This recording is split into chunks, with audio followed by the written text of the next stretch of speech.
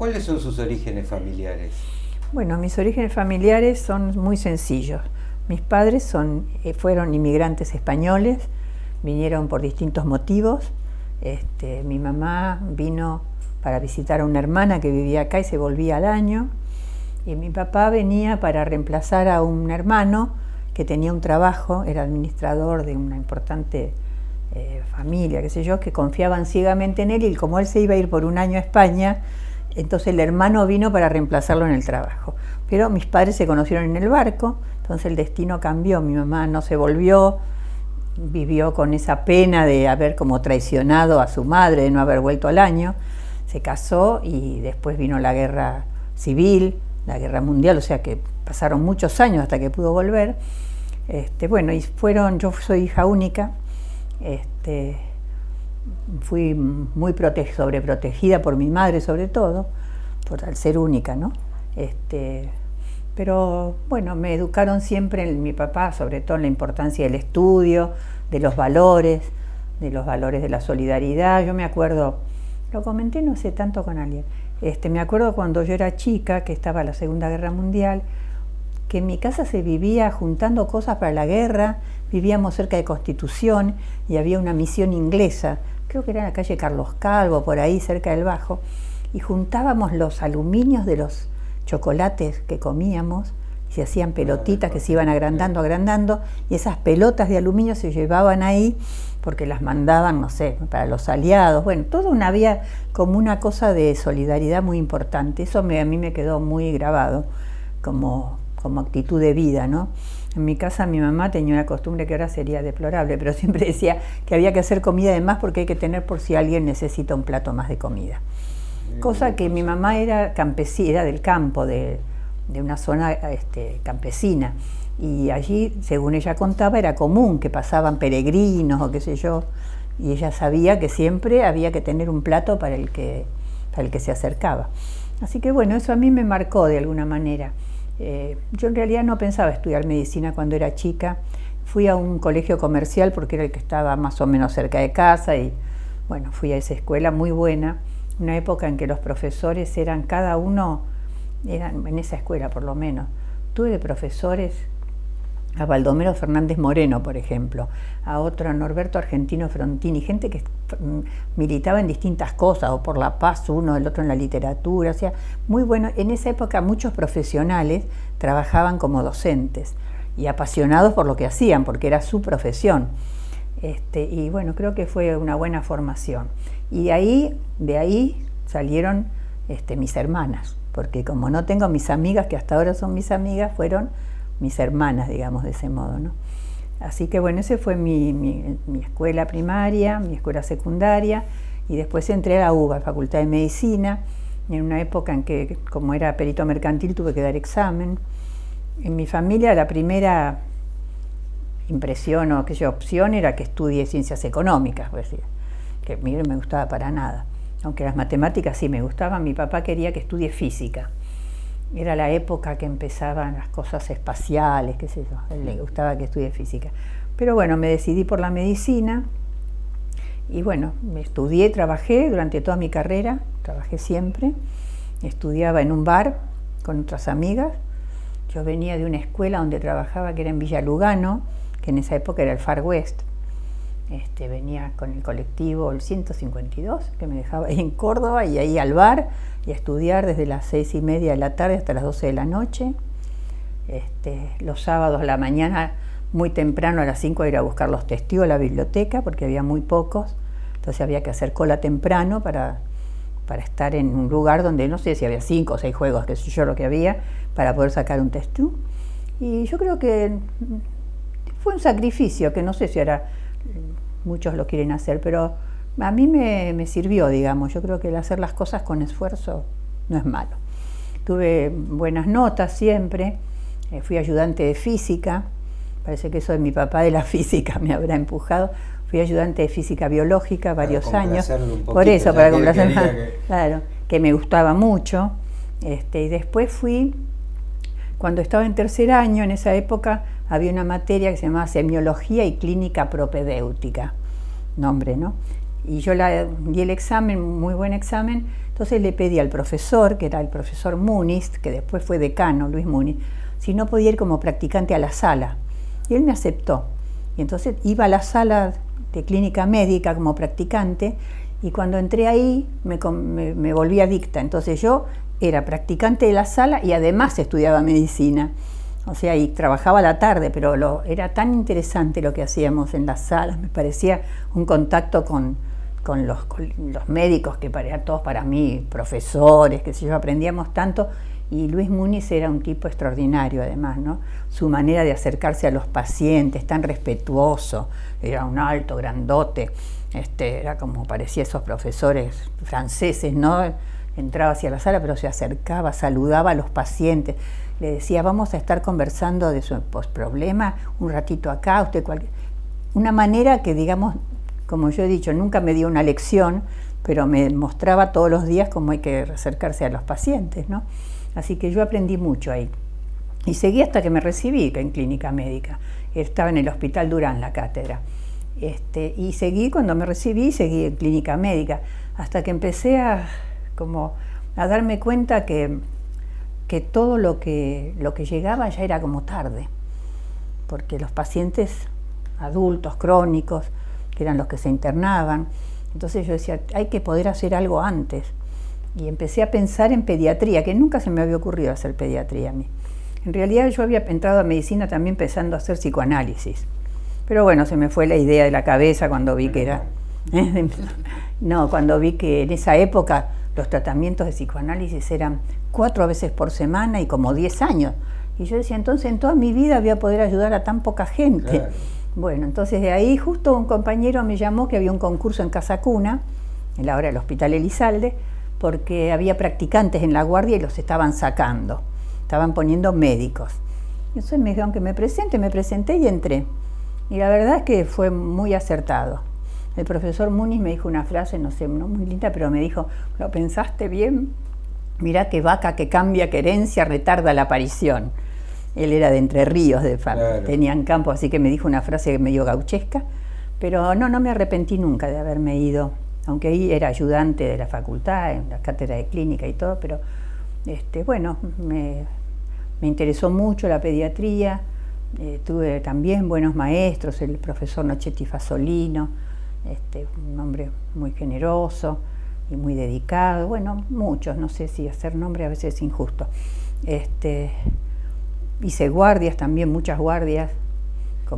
Y en ese momento, porque vio que ahora se ha revertido la tendencia y ahora la medicina se ha transformado en una carrera prácticamente de mujeres, claro. O sea, la proporción, no quisiera decirla exactamente, pero son muchas más mujeres que hombres y sobre todo en la pediatría. En ese momento era al revés. Sí. ¿Tuvo algún impedimento? ¿Tuvo que luchar de alguna manera en particular para mostrar sobre todo sus conocimientos profesionales y todo en un mundo prácticamente de hombres? Yo creo que sí, pero no puedo decir que era difícil porque, bueno, como dice usted, la mayoría eran hombres. Por ejemplo, yo di un examen y entré cuando era practicante todavía en el Hospital Churruca, porque como quería trabajar, dejé la escuela y entonces pedí licencia y entré en el Churruca como practicante rentada. Y éramos 2 mujeres en la guardia nada más, entre todas las guardias me refiero, en los 7 días de la semana, todos eran varones y nosotras 2. Y un poco ahí costaba, llegaban los oficiales de policía o qué sé yo, y miraban, pensaban que uno era la enfermera, pero bueno, costó. Yo creo que las mujeres lo que han tenido y todavía tienen que hacer, tienen que trabajar más y mejor para lograr los mismos lugares que los hombres. Y encima con un problema que yo no lo tuve, porque cuando yo tuve a mis hijos ya había pasado tiempo, pero las chicas que se embarazaron así en esa época inicial, digamos en esa época, costaba, porque los jefes decían, no, mujeres no quiero, porque se embarazan y faltan, y eran pediatras. Claro. Eran pediatras, decían, no, se embarazan y faltan. No querían, por ejemplo, cuando repartíamos los residentes, no. Y bueno, además que está estudiado que a medida que una profesión es menos rentable, los hombres la abandonan.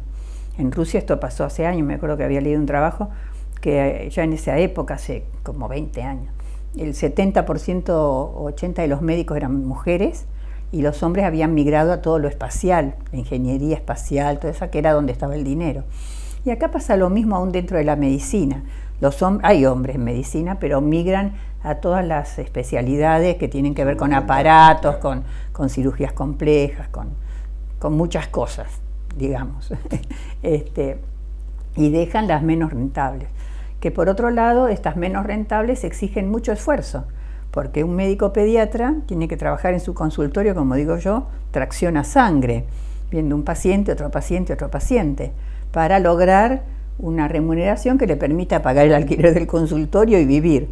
En cambio, en otras especialidades, colocar un stent o qué sé yo, hacer una válvula o una cosa así, puede pagar el consultorio con una intervención. Entonces, es menos rentable y es muy dura. Además del otro componente emocional que me parece importante, no digo que siempre enfrentarse a la muerte es duro siempre, ¿no?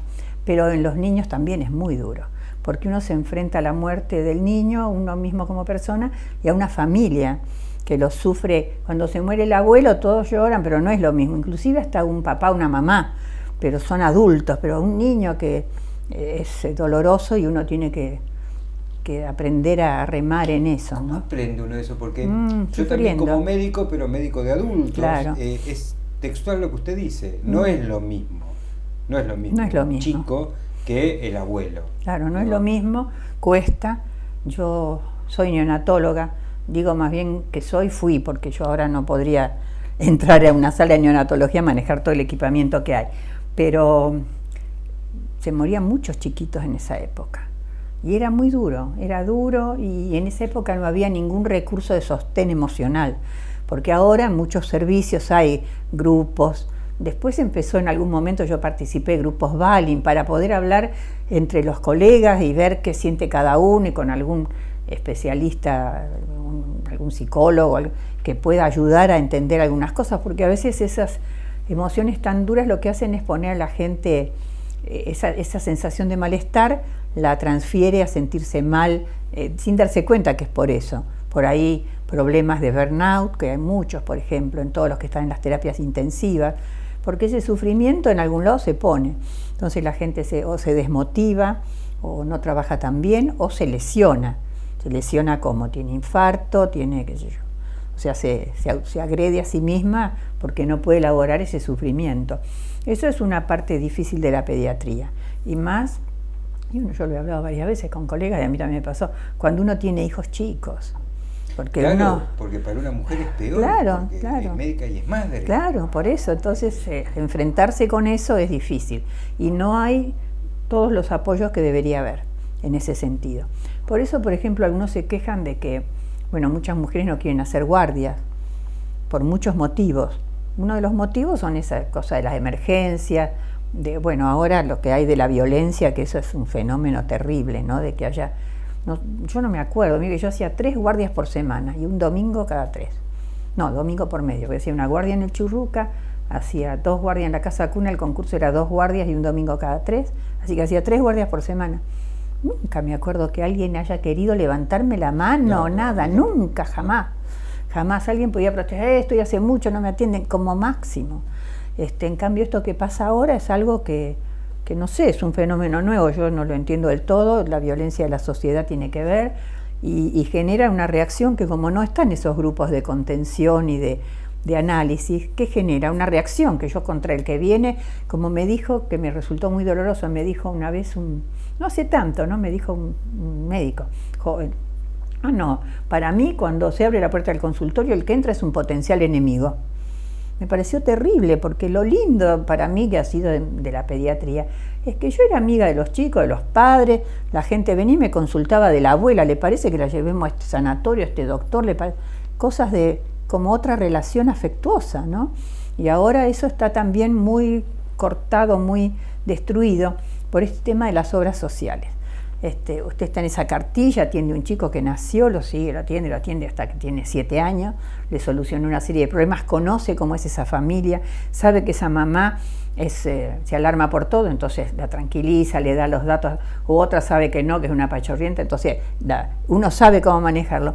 Pero no, ese doctor la cartilla lo sacó, entonces ahora tiene que ir a otro doctor que no la conoce, que empieza todo de nuevo, y a veces o cambia el trabajo. Entonces ese sistema está rompiendo mucho esa continuidad, porque en mi caso yo era médica de barrio en Florida, y yo atendía a los chicos desde que nacieron, les atendía a los hijos a mis pacientes, me traían sus hijos después.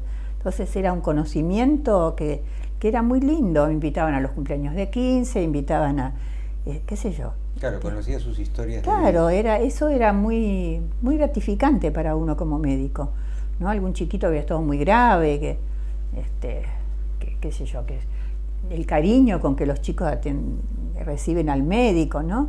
Llora en un momento y después son conscientes de que uno los ayudó a curarse. Lo llaman.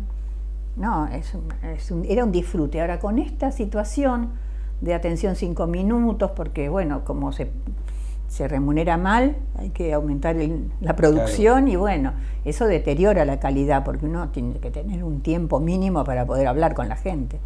Y además este tema de los cambios, ¿no? Y que ya se ha como naturalizado en la gente. No es que uno escucha que las familias se quejan. No, van al médico y dicen: ay, doctora, mire, ahora usted no está más, tengo que ir a otro, me hace un resumen de la historia. Y eso es doloroso, ¿no? Creo que esa es una parte que... ¿Por qué no me cuenta un poquito de esa historia de amor que surgió... tomar agua para la historia de amor. Que surgió en medio de su apogeo en la pediatría, porque sí, estaba en pleno ascenso.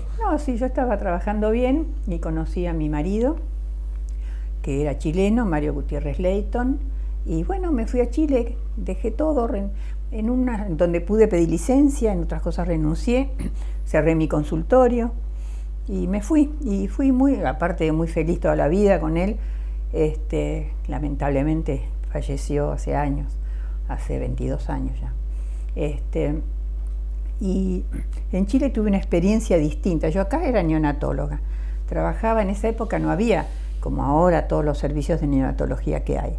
El que yo estaba, que era en la Casa Cuna, era nuevo, era un servicio, se llamaba de neonatología abierto, o sea, recibíamos neonatos de distintos lugares, de obras sociales, de hospitales, con problemas, con patologías solamente, y chiquitos prematuros también. Todo lo que era patológico, después de que se creó ese hospital, ese servicio, al tiempo se creó otro similar en el hospital, en el Ricardo Gutiérrez. Eran los dos únicos, no había servicios ni en los sanatorios ni en las clínicas para atender neonatos. Y antes en la Casa Cuna tampoco, se internaban en salas generales, y la observación de muchos viejos médicos del hospital que se morían muchísimos porque estaban en contacto con todas las bacterias. Entonces de ahí surgió la idea de crear un servicio especializado. Yo había estado ahí 10 años, la experiencia, porque veíamos todas las patologías más extrañas de todo, de cosas genéticas, malformaciones, bueno. Y cuando me fui a Chile, yo hice un curso con el profesor Meneghelo, y él me ofreció, cuando yo le dije que me quedaba a vivir en Chile, me ofreció entrar al servicio de neonatología del hospital donde él estaba, el Roberto del Río. Pero yo escuchaba que los chilenos hablaban un idioma que yo no entendía, porque decían, no, porque la cobertura de vacuna está tanto, ¿no? Porque tenían un lenguaje todos, ¿no? Los clínicos de salud pública, que acá no teníamos. Claro. Entonces dije, no, yo como me voy a quedar a vivir acá, quiero hacer lo que han hecho los chilenos. Yo quisiera un consultorio periférico. Quiero ver lo que ellos hacen en atención primaria. Estar ahí 2 o 3 años y después vendría al hospital. No quería ir directamente al hospital. Entonces, bueno, él me propuso si no quería estar había un consultorio que él lo quería hacer consultorio docente para mandar los becarios latinoamericanos, que tenía muchos. Fue una trayectoria de Meneghelo, hizo mucho por la pediatría latinoamericana, con apoyo de la OPS. Daba cursos que venían todos los años 20, 30 médicos de Latinoamérica, y bueno, sembró mucho. Bueno, entonces me fui a ese consultorio, que era un semi-rural, ahora está totalmente urbanizado, y ahí fui directora. Me nombraron directora de ese centro de salud, que yo de ese tipo de atención no sabía nada. Sabía atender en mi consultorio privado y en el hospital. Nunca había estado en un centro de salud organizado, como estaba organizado en esa época la salud pública chilena, que fue un modelo en toda América. O sea, con población a cargo, con visitas domiciliarias, éramos al revés de lo que pasa acá.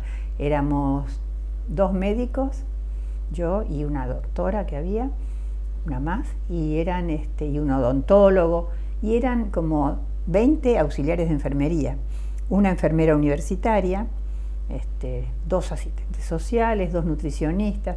O sea, era una organización totalmente distinta a la nuestra. Médicos éramos pocos, pero había muchas auxiliares. A mí me costó al principio adaptarme, porque cuando yo atendía en el consultorio, como ellos tenían pocos médicos, entonces estaba establecido que usted tenía que atender 7 por hora, que me pareció una barbaridad. Claro. Pero cómo estaba organizado. Es más, usted atendía y la señora ya se estaba yendo, que lo dejaba uno con la palabra en la boca, porque estaban acostumbradas así. Salían y en la puerta del consultorio había una mesita con un auxiliar. Entonces el auxiliar, con la historia y con la receta, le explicaba todo lo que tiene que hacer y, según el caso, la anotaba para visita, a las 48 horas, a la semana, si había que ir al domicilio o si tenía que volver. Cuando una paciente no volvía, supongamos probable neumonía, ya a las 48 horas que vuelva, no volvía, había un sistema, un tarjetero tan elemental, que entonces la auxiliar iba a la casa a buscarla, había un jeep, se organizaba el récord. Era una maravilla, porque entonces uno sabía qué es lo que pasaba, ¿no? Yo sabía exactamente en su área programática qué paciente se falleció, quién es un inasistente a control, cuántos se vacunaron. En cambio, en el hospital uno se mataba por un paciente, todo bueno, y venga, 48 horas, no volvía, uno no sabía si se murió en el medio, si se fue a otro hospital, si se curó solo. Eso pasa todavía, porque todo nuestro sistema de atención primaria es bastante débil, aún salvo Neuquén y alguna otra provincia que no sé, pero es débil. En esa época en Chile era muy fuerte, así que yo aprendí mucho ahí. Después vino el golpe de Estado y nos vinimos para acá, mi marido hizo acá, revalidó su título y trabajó en la Sociedad de Pediatría, en el Comité de Salud Pública bastante, trabajó acá en la universidad, trabajó bien. Y yo acá me tuve que reinsertar. Por suerte volví con un programa que habían hecho que era de repatriación de cerebros, y entonces pude volver y la gran ventaja que tuve con eso es que yo ya había renunciado al Elizalde, me pude reincorporar. Y bueno, ahí empecé todo de nuevo, otra vez abrí el consultorio, otra vez... ¿Cómo surge su lucha, que sabemos que es una fiel luchadora y defensora acérrima de la lactancia materna? Y me imagino todo lo que le habrá costado a lo largo de todas estas décadas que han pasado. Todo lo que costó y cuesta. Un poco menos porque ahora hay un grupo de militantes muy bueno, hay mucha gente que lucha por lo mismo, en una época éramos muy pocos. ¿Cómo surgió? Surgió, yo siempre uso lo mismo, hubo una película argentina que se llamaba Darse Cuenta. Sí. Bueno, yo pasé por eso, me di cuenta. Yo, como todos, como lo que yo aprendí, y todas las mamás cuando se iban de alta, en el hospital, en la sala, les decía, bueno señora, tal y tal, qué sé yo, vaya a tal situación, y la alimentación pecho y 1 en 30. Tal leche, una medida en 30, porque eran todos chiquititos. Pero, claro. O sea que a todas yo ya les decía que le dé pecho, pero no hacía ningún esfuerzo por enseñarles, ni por saber lo que sabían, ni nada, ni lo que pensaban, nada. Pecho y tal leche, 1 en 30. Tanto mal habré hecho con eso, que estoy arrepentidísima, pero bueno. Pero en esa época leí un artículo que me abrió los ojos. Por eso, cuando a veces la gente dice, no, las conferencias no sirven, o no, leer un artículo no sirve. Sí, todo sirve. Depende en qué momento a uno lo toma o cómo uno lo lee. Yo leí un artículo sobre lactancia de un americano, Applebaum, que me abrió los ojos. Dije, pero ¿cómo qué estuve haciendo yo ahora? ¿Cómo es esto? Yo no sabía nada de lactancia, en la facultad no me habían enseñado nada, nada de nada, ni una clase había tenido. Ahora dan una clase, o 2, según en qué lugar cursan, pero no se enseña todavía en nuestra facultad, muy poco, en nuestras facultades, digamos, muy poco de anatomía e histología de la mama lactante, no se ve, fisiología tampoco se ve, composición química, poco. Es más, le cuento una anécdota. Cuando estuve en UNICEF, sabiendo este déficit, propuse y se aceptó en UNICEF y lo financió, un módulo de los conocimientos científicos básicos para la práctica de la lactancia. La anatomía, la histología, un módulo de autoinstrucción, que lo publicamos, que están colgados todavía creo en la página de UNICEF, para que en las facultades, la única manera que encontramos de entrar, ¿no?, les den ese material o materias voluntarias, que la CONEAU les pedía que tengan materias electivas los chicos, podían ponerla como electiva, en algunos lo pusieron como obligatoria, cada uno podía hacer lo que quisiera. Entonces cada texto que preparábamos se lo mandábamos a ver a un profesor de alguna facultad de la materia para ver si estaba de acuerdo. Cuando se la mandamos el de fisiología a un reconocido titular de fisiología de una universidad, él nos contestó: está bien escrito, pero no entiendo por qué, no me acuerdo los números, invento, ¿no? ¿Por qué ustedes hacen un texto de 5.000 caracteres cuando en el libro de Usai hay solo 300? Entonces nosotros le contestamos: por eso, porque hay solo 300, porque no se estudiaba ese tema. Yo en la facultad nunca lo estudié, ni yo, diría que hace tantos años, pero después también cuesta mucho que todas las materias.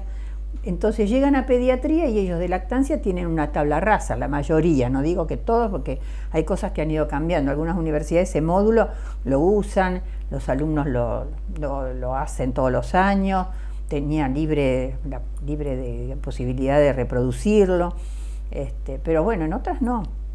Depende quién paga cosas de los CD que le dan a los alumnos, que lo hace un laboratorio, el lácteo, o depende a dónde viaja el profesor titular, depende de muchas cosas.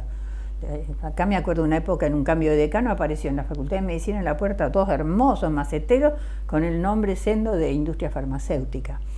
¿Por qué esa y no otra? Claro. Y bueno, entonces evidentemente que a veces hay intereses espurios en el medio, ¿no? Bueno, y entonces ahí yo como me fanaticé, me dije, no, esto hay que buscar la manera de pelearla. Y así, bueno, en muchos lugares cuando decíamos, pongamos una mesa de lactancia, ¿de qué? ¿Para qué? No, en el Congreso. Pero bueno, ahora se hacen hasta congresos de lactancia. Igual no es que se ha conseguido dar vuelta así, ¿eh? Casi todas las mamás salen amamantando, pero la sociedad en su conjunto tampoco apoya a las madres que eligen amamantar, porque tampoco no es que tiene que ser una obligación. Lo importante es que la mujer elija sabiendo. Es como fumar en el embarazo. Sabemos que es malo. Ahora, si una mamá es fumadora, porque eso a mí me han dicho, no, porque las llenas de culpa. Bueno, si una mamá es fumadora, yo no le voy a decir el daño que le hace a su bebé, que ella fume en el embarazo. Yo se lo voy a decir, ella después que tome la decisión informada. De decir, claro. Si no puede o no quiere, bueno, ella sabrá. Pero no que tome una decisión con engaños, con mala información, con ocultamiento. Y eso, bueno, todavía cuesta mucho porque es difícil luchar en un ambiente donde todo pasa por el dinero. Y la lactancia no tiene sponsors. Lo debería sponsorear. Acá UNICEF sponsoreó en una época bastante. El Estado debería poner, es un interés de la salud pública que les disminuyan una serie de patologías que está demostrado que tienen menos incidencia, pero le ponen trabas a la mujer en los trabajos, inclusive las médicas, ¿eh? No es que también, que las critican si se toman más licencia, se las niegan a veces. Hay una ley muy vieja que se llama Ley de Excedencia, que en un empleo formal una mujer puede pedir licencia hasta 6 meses sin goce de sueldo después de terminar su licencia maternal. Claro.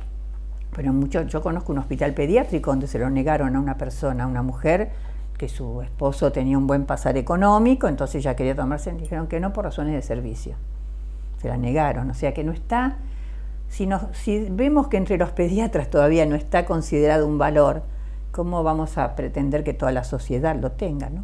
¿Y cómo lucha una mujer que hoy se enfrenta a eso? Porque la realidad es que, si bien la mujer sale a trabajar por placer, por necesidad o por lo que fuera, pero en el momento del amamantamiento, ¿cómo hace para luchar con eso? Muy difícil. Porque muchas veces quiere y no puede, ¿no? Totalmente, hay que también tenerlo en cuenta, no se la puede culpabilizar, pero es así realmente, porque ¿qué debería tener? Primero, porque lo que pasa en las grandes urbes, una mamá que viene a trabajar acá con el 10 de Santa Fe y vive ni siquiera quiero decir en la provincia, vive en Villa Urquiza.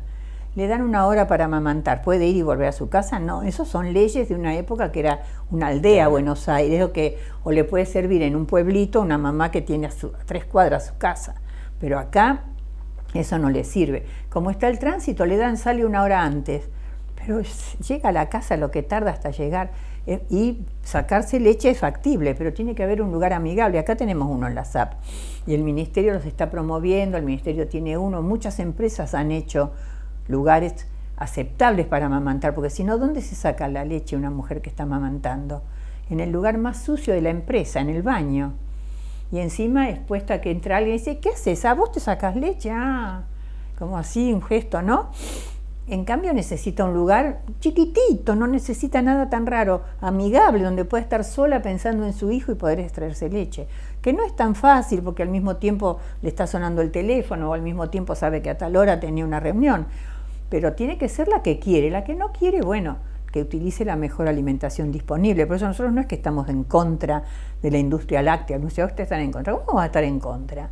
Lo que no queremos es que le desinforme a la gente, le den mala información, primero que no deben dirigirse a la población, según el Código Internacional de Sucedáneos de la Leche, no deben dirigirse dando información, que la mujer sepa que tenga información adecuada y que en el momento en que no pueda amamantar o no quiera, el no quiera es discutible, pero bueno, es ella la que tiene que decidirlo, es como la mujer que no quiere tener hijos.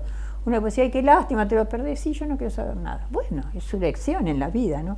La que no quiere es una cosa. Hace poco leía de un personaje famoso en este momento que se vendó los pechos porque no quería amamantar, porque el amamantar era un sometimiento de la mujer.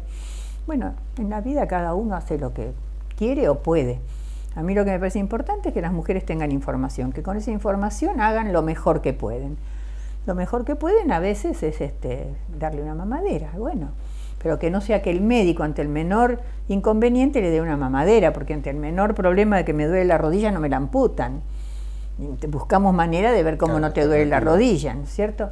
Entonces me parece que ese apoyo, ni desde el punto de vista social, empresas, compañeros de trabajo, a veces en las médicas, yo cuántas veces, digamos, si la médica se va a sacarse leche o lo que sea, se va, reemplazala, decir, anda tranquila, no te preocupes, no decir, te vas de nuevo. Palabras, en cualquier lugar, esas pocas palabras pueden hacer mucho. Yo creo que poco a poco está cambiando, porque ya estamos en un 30 y pico de mujeres que logran amamantar hasta el 6º mes, en forma exclusiva, que sería lo ideal. Muchas mujeres que logran prolongar el amamantamiento en el 2.º año, y por lo menos que no se critique porque también se la critica a la mujer que amamanta, el amamantamiento prolongado, a algunos no les gusta, dicen, está demostrado por la OMS, la historia de la humanidad lo muestra, digamos, no, en la época antigua, digamos, los filósofos griegos, ¿qué habrán tomado? ¿Alguna leche en polvo? Claro. Y si no hubieran sobrevivido, no tendríamos la cultura occidental, no hubiera descubierto América, Colón, ¿qué habrá tomado? Yo siempre digo eso, porque dicen, no, se crían muy pegados a la madre. Yo siempre doy el ejemplo de Colón. Colón muy apegado a la madre, no debe haber estado, porque se subió un barquito de porquería ahí para cruzar los mares, y lo tienen que haber amamantado, porque si no se hubiera muerto. En esa época se morían. De hecho, los nobles lo daban a nodrizas. Las que no querían amamantar, entregaban sus hijos a las nodrizas. Acá también en Argentina se usó. Yo tengo así algunas pantallas que muestro a veces, de algunos avisos de diarios de la Argentina, del 1800, que decían, busco nodriza, fuerte, robusta, qué sé yo, de buen carácter, con un hijo menor de 1 año. Claro. Para que puedan, y así había avisos que se las contrataba, buen sueldo, u otras referencias.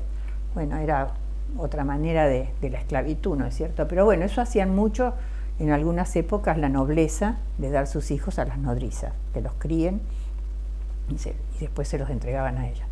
¿Cómo ve la pediatría hoy? Con preocupación. Con ¿Por qué? preocupación. ¿Por qué? Primero porque en algunas especialidades de la pediatría no conseguimos quien quiera hacerlas, porque son lo que hablamos al principio, ¿no? Muy exigentes emocionalmente, físicamente y económicamente. Entonces hay problemas con neonatólogos, a veces en el sector público no se remunera como corresponde a un profesional que pasa todas las angustias que hablamos, ¿no? Y que aparte dedica su tiempo y que tiene que estudiar y demás. Faltan terapistas. Digamos, eso es un problema también con las condiciones de atención en los sectores periféricos. Hay gente que no quiere ir a atender a donde están los que más necesitan, porque sabemos que la mayoría de los niños son pobres y la mayoría de los pobres son niños. Entonces, a medida inclusive que aumenta la pobreza, hay más demanda en esos sectores periféricos.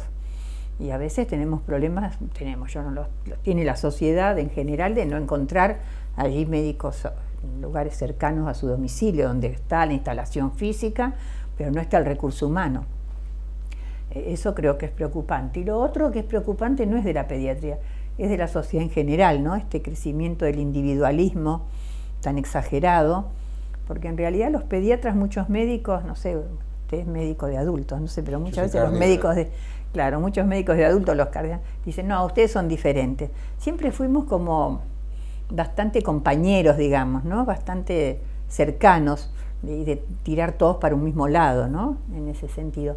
Y yo no sé eso cómo va a seguir con esta situación de tanto individualismo. Y nosotros íbamos, está bien que teníamos un consultorio donde trabajábamos bien, pero la gente iba al hospital gratis. No digo que esté bien eso, quiero decir que esa motivación que había, ¿no? Se iba a escuchar a un buen profesor, qué sé yo, cruzando la ciudad, porque mira que hoy habla fulano. Y había como, y me parece que ahora eso está más difícil, porque está todo más difícil. Los pluriempleo, por ejemplo, la gente que trabaja a la mañana en un lugar, a la tarde va a una obra social, después a la nochecita va a su consultorio. Poco resto, ¿no? Poco resto, creo, eso es preocupante. La última. Cortito, ¿qué considera dentro de la pediatría, ¿no? Obviamente que es su especialidad, lo urgente, lo importante y lo imprescindible? Todo difícil, ¿no? Porque bueno, separar esto, tratándose de niños, no, ¿por qué? ¿Por qué digo que es difícil? Porque en los niños todo es importante, porque el niño es hoy. Siempre se habla, no, porque son el futuro de la patria. No es son el futuro, son el presente. Es hoy que necesitan el apoyo de la sociedad. Y es urgente hacerlo, y es importante, y es imprescindible. Porque el niño es hoy, como decía Gabriela Mistral. No puede pensarse, bueno, no, ya hay que solucionar los problemas de la infancia en todo lo que se puede. Hay problemas que no se pueden solucionar, como son a veces los dramas familiares, las familias complejas, pero hay que apoyar en todo lo posible a ese niño, a esa mamá embarazada, que sabemos que tenemos una mortalidad materna alta todavía, y digamos, cada mamá que fallece son chicos que quedan huérfanos y a veces en familias destruidas, van a parar a institutos, recorren. O sea, es un problema futuro. Hay que atender bien ese recién nacido en un lugar donde corresponde, es importante, es imprescindible. ¿Y qué más era? Urgente. Y es urgente, porque el niño va a nacer hoy, y hoy tiene que tener esa atención. No se puede decir, bueno, no, esto lo vamos a hacer el año que viene. Y ese lactante necesita un seguimiento, necesita todas sus vacunas, necesita una buena alimentación, ojalá que sea el amamantamiento, pero también una buena alimentación complementaria cuando cumple 6 meses, ¿no es cierto? Y eso lo necesita ahora. Y a mí me parece que eso es imprescindible, porque no podemos seguir esperando, porque los problemas se van acumulando, después nos agarramos la cabeza cuando tenemos episodios o epidemias de enfermedades, como vemos, ¿no es cierto? Ahora, por suerte, hay como se está tratando de empezar a pensar en el niño las enfermedades del adulto, cosa que antes, durante muchos años, no se pensó, ¿no? O sea, de ver que ese niño hay que tener en cuenta todo lo que se puede hacer ahora para prevenir lo que le puede pasar mañana. Así que me parece que yo diría que en el niño las tres cosas son juntas, van juntas. Muchas gracias, doctora. ¿Por qué?